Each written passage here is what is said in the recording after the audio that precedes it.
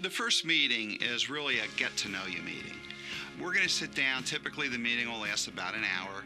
We're having a conversation. My job is to ask them some questions about where they are, what some of their goals are, what some of the key objectives they have in meeting with me, where they are to this point, and really what brought them in to see me. And now I'm at the point in my career where I have a lot of people that are dependent upon me to provide them with all the guidance and all the advice that we do on a day-to-day basis. You spend your working years trying to build up your assets, trying to build up pension credits at your job, trying to grow your nest egg so that you can one day retire when you can't work or don't want to work anymore. And that's a period followed by phase two, which is retirement. And your priorities in these two phases are very different, but many times we see people don't make that shift and they still act like they're in phase one when they really should be acting like they're in phase two. We're going to talk to you about what we commonly refer to as the second half of the game. And what I mean by that is you're working your entire life towards retirement, and I'm assuming that most of you are, at that age where you're starting to consider some of your options as you move into retirement. And as you do that, you're moving from what we call the accumulation phase of your life, where you're accumulating your assets. Maybe you're participating in your company's 401k, maybe you're contributing to an IRA account or a Roth IRA account or some type of retirement vehicle. And now, as you retire, you're transitioning into the distribution phase, the part where you're going to need income in retirement. So we're going to talk about some different ways to do that with an emphasis on Social Security.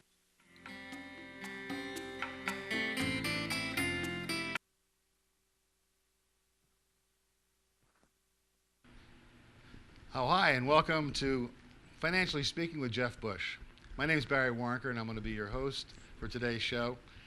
Jeff, during last show, we spent a fair amount of time talking about the low interest rate environment that we're experiencing, and just how do people deal with that as I guess both as consumers and as savers and investors.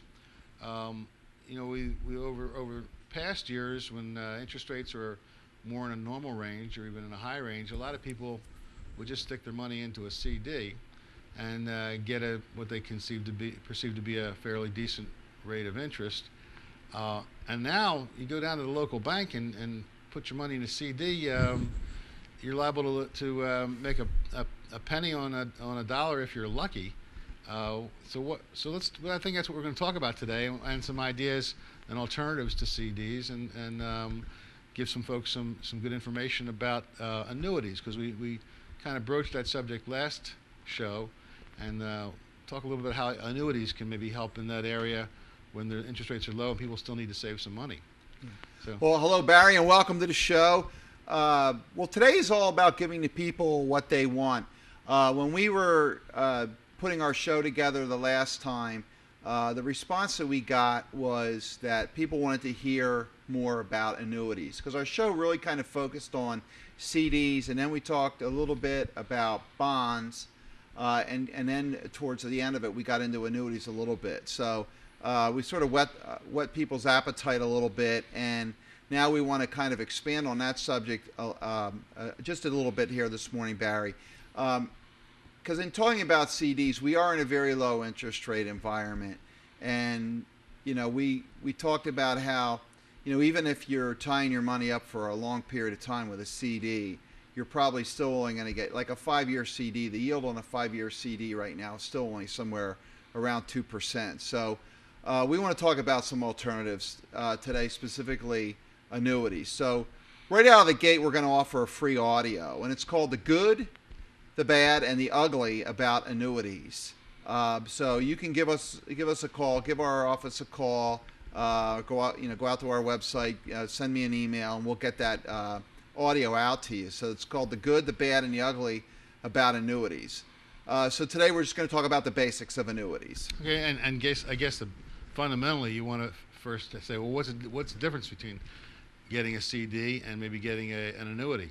Okay, well, many savers buy CDs for perceived safety. Okay, a CD is FDIC insured up to $250,000, and an annuity, on the other hand, is sold by an insurance company. So its safety is really as good as the claims paying ability of the insurance company. And CDs pay a low rate of interest currently, as I said, because the yield on the U.S. Treasury is so low. So it's kind of tied to whatever prevailing interest rates are, and interest rates are very low. So CDs are low because that's what it's tied to. Oftentimes, a fixed annuity can pay a higher rate of interest because the yield is tied to the insurance company's investment portfolio. So quite simply, an insurance company, they're investing in mortgages, bonds, things that have in their portfolio yield more than maybe what the U.S. Treasury does, and as a result, they're able to pay more to annuity holders. That kind of makes sense. So in other words, you're saying the bank, they're limited. They have to take that money and put it into treasuries, short-term notes, government stuff, and that's they can only get a couple of points.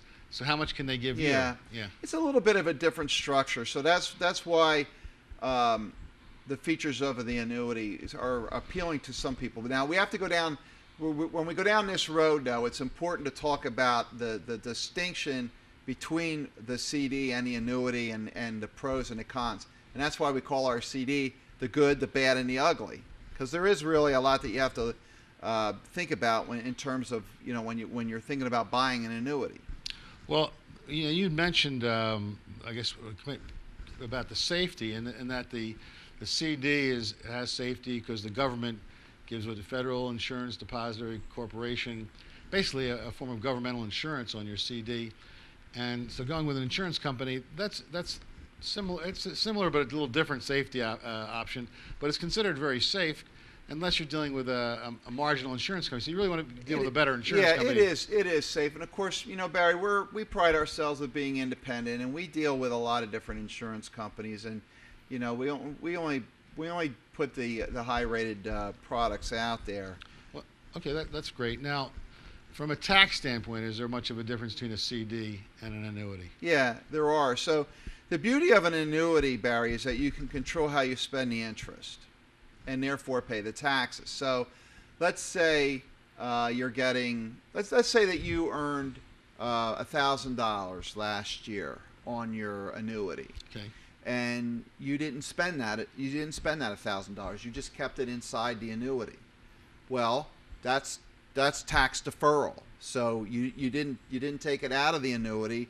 Therefore, it stays inside the investment, and therefore it's not taxable in the current year. So we call that tax deferral. So compare that to a CD.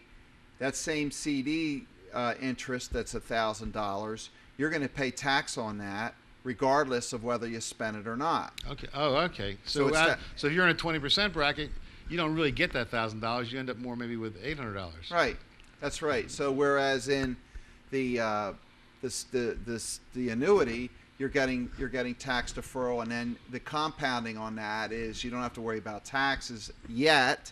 So it's just you keep getting compounding on growth on the money that you're not paying for taxes. Well, that's strong. I mean, because you're saving on taxes, and you're saving on the taxes that you would pay on the income that you would earn on the. Well, I can see where it's like a triple benefit. Yeah. So you pay them the tax when you take the money out. But meanwhile, you could have if it sits in there for a number of years, those are years where you didn't pay the tax, and you can kind of choose when would be maybe a good year to take the money tax. Well, you can control it. So if you talk about using it as a retirement investment, which many people do, maybe you take the money out in retirement when you're in a lower tax bracket. So you can sort of control how you pay your taxes. With a CD, you don't have that luxury. You're paying your taxes. It's pay as you go. You earn the interest this year. You pay taxes this year. Okay, that all sounds good. But you said there's the good. There's the bad. I don't even know if we want to even get into the ugly, because this is I don't want to show any pictures of me on my vacation. But tell us a little bit about the bad. Well, there's downside, and you have to understand that anytime you get into any investment, there's downsides to any investment that you make. So what's the downside with buying an annuity?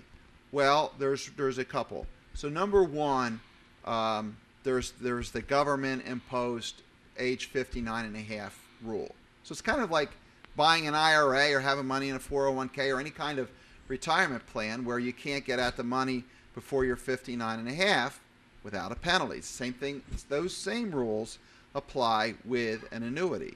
So that's why annuities are looked upon more as a retirement type of vehicle, or maybe if you're getting close to 59 and a half. Yeah, so it's kind of buyer beware. So if you're a 40-year-old and you want to buy an annuity, you better make sure that your time horizon is such that you don't have to touch that money for 20 years.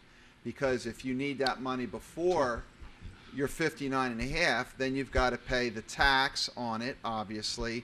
But not only that, there's a 10% penalty that the IRS assesses if you take your money out of an annuity before you're 59 and a half. So that's kind of one of the, it's not necessarily an ugly, so to speak, but it's something that you really have to be aware of. Now, if you're already 59 and a half, you don't have that issue, because when you take the money out of your annuity, you don't have to worry about a 59 and a half penalty.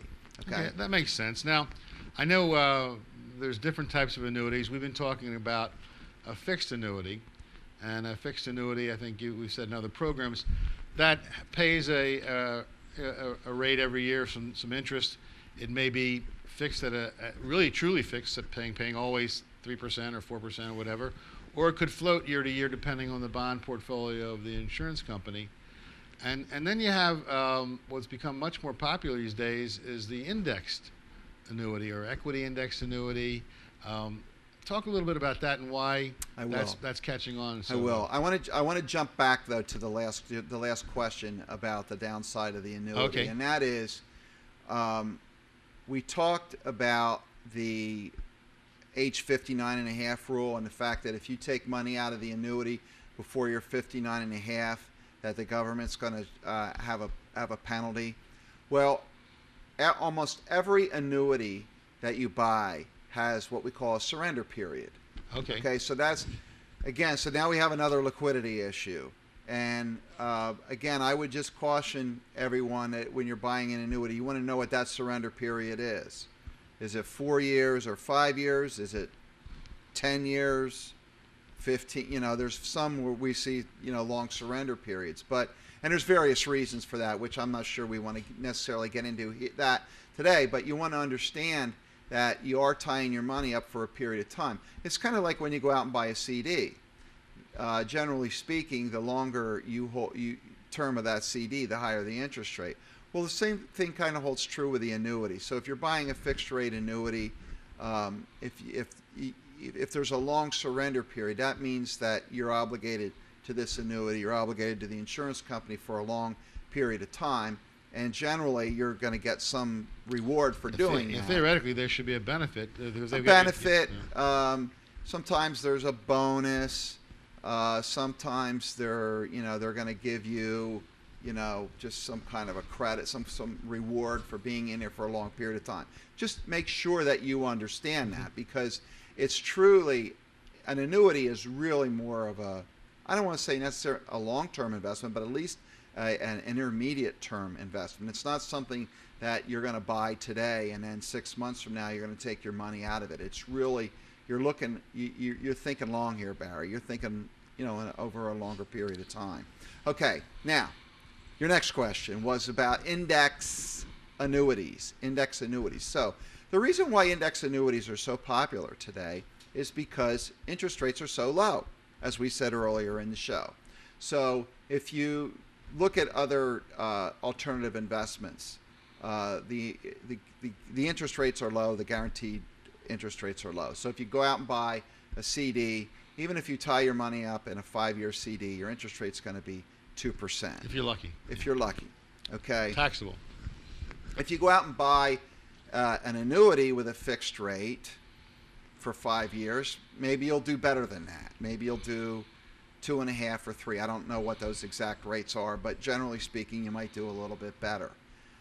So the reason why index annuities are popular, because it's a type of a fixed rate annuity. However, the performance is tied to an underlying index. So for example, the S&P 500 is the most popular and the most widely known index. So the S&P 500 is really a representation of the broad stock market. Okay, so you're not really buying the index per se, but your performance is tied to the index. Okay, so they're using an index as kind of a measuring stick.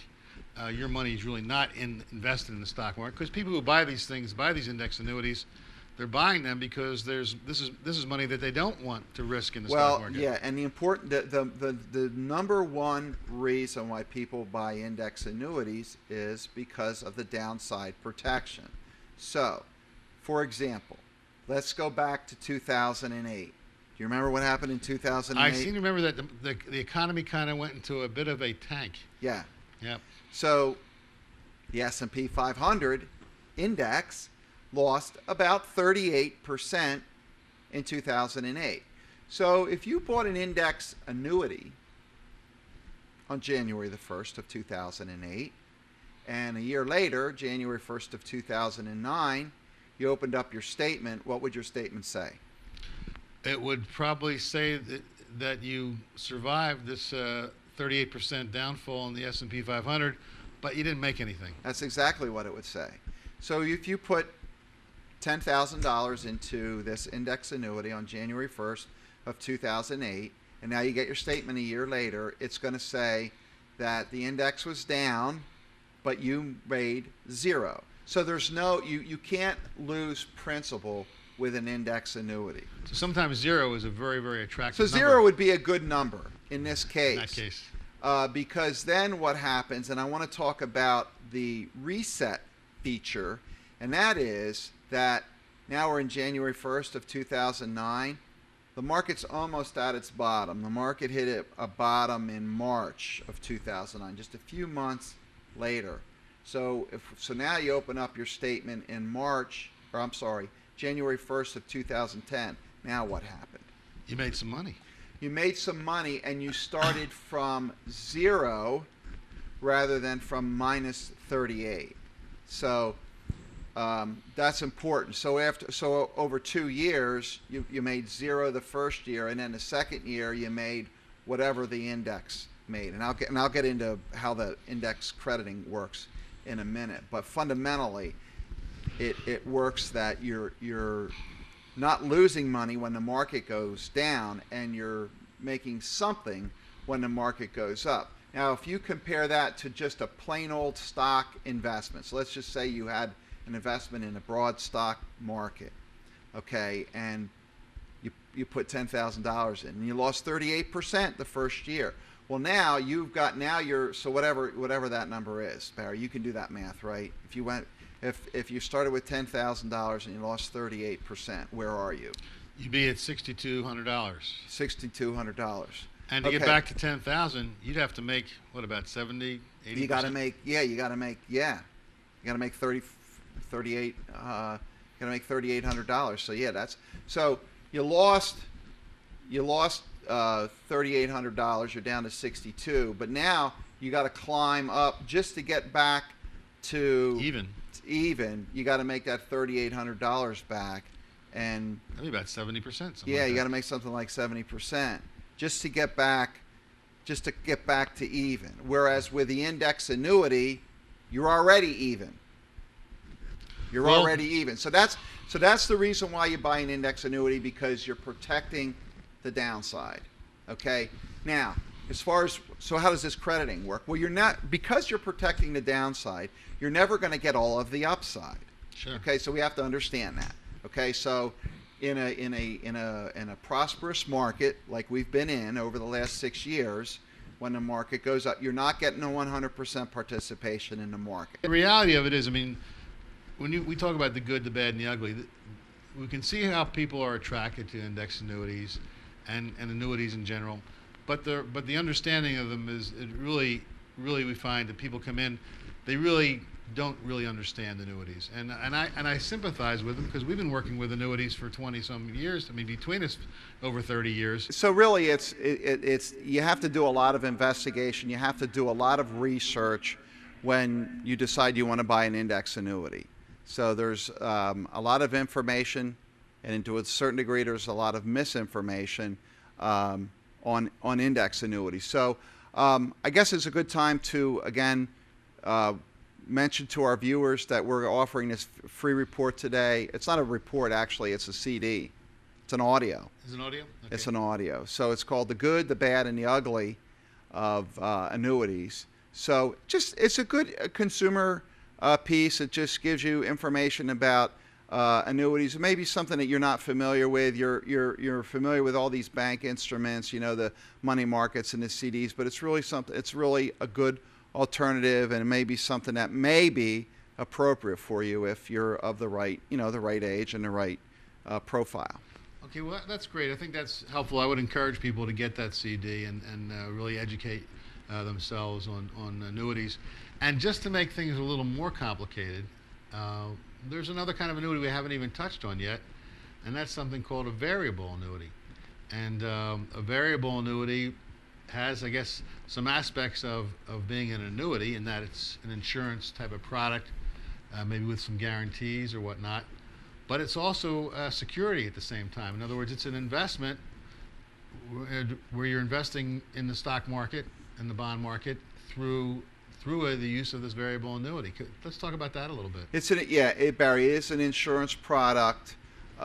It's also an investment product at the same time. So you're getting these same features that we talked about earlier, the tax deferral, you're getting that. The age 59 and a half rule, that applies here. So you can't take money out of even a variable annuity before you're 59 and a half without some sort of a penalty. There's surrender periods on variable annuities, so you have to be mindful of that. But the important thing is that with a variable annuity, the fundamental difference is that the principal is not guaranteed. Okay? Most other annuities, that it is. So you get an interest rate, the principal is guaranteed. Even with an index annuity, the principal is guaranteed.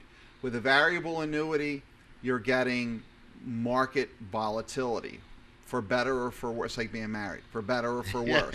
Yeah. So when the market goes up, you're getting, and if you're in, so there's we call them sub-accounts, and the sub-accounts act a lot like mutual funds. Okay, they're not mutual funds, but they perform like mutual funds inside of this variable annuity policy. So you could pretty much do whatever you want to do. I mean, we have some of these products, there's like 100 different choices. So you can buy, there's different managers, money managers, there's different strategies. You can do stocks, you can do bonds, you can do what we call asset allocation, where you have the investment spread among, maybe 10 or 15 different investment choices, all designed to try to grow your money and protect it at the same time. But the important thing to remember with a variable annuity is that there is risk to principal. Now, let's talk about that a little bit, because when you go into a variable annuity, you are exposed to the stock market, for, as you say, for better or for worse.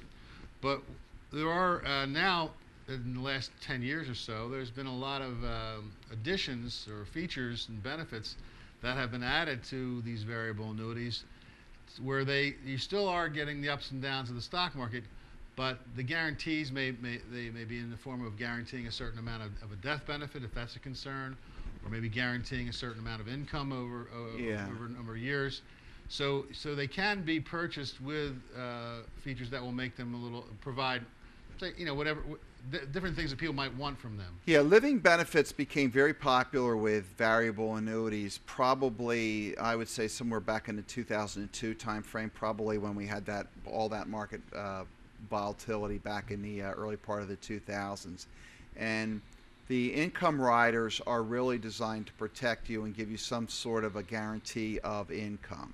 So again, you have to be very mindful of what you're getting with these riders. You have to understand what the fees are associated with the riders and really what you're getting. But again, some of these features can be good because you're in the game, so to speak. You're in the market, but at the same time, the annuity, the insurance company that's underwriting this, they're guaranteeing you some level of income, some level of protection. So that's important because we look at, particularly in 2008, I know with a lot of our people, a lot of our clients, their accounts went down. But because of the protection provided with the variable annuity, they were able to be more patient with their investment than they otherwise would have. And now, the market has come back, and they're now making money. They knew that the income that they needed to get from those accounts was not going to be hurt. And I guess it's kind of like, I hate to use an analogy of buying a car, but if you go into a showroom to buy a car and don't know what you want and start looking at the cars, that can be pretty confusing. But if you go in knowing really what you're looking for and have a very strong idea, you have a better chance of not being dazzled by all the bells and whistles, and focus on what it is that you really need and want, and have an expert help you find it. Yep. So we're getting ready to wrap up another show here today with Financially Speaking with Jeff Bush. We have a couple of public events coming up. Those dates are on your screen. Call our office for tickets, or you can send me an email. So, Barry, we're going to put the close on another show here today. I think, it's good to talk about annuities. They're a very important part of our practice, and I think it's important for consumers to be aware of what's out there, not just go with it, the traditional CD, the traditional, you know what I mean? There's really a lot more out there. So feel free, give us a call if you want the free audio, the good, the bad, and the ugly of annuities. You can contact our office for that. And with that being said, this is Financially Speaking with Jeff Bush.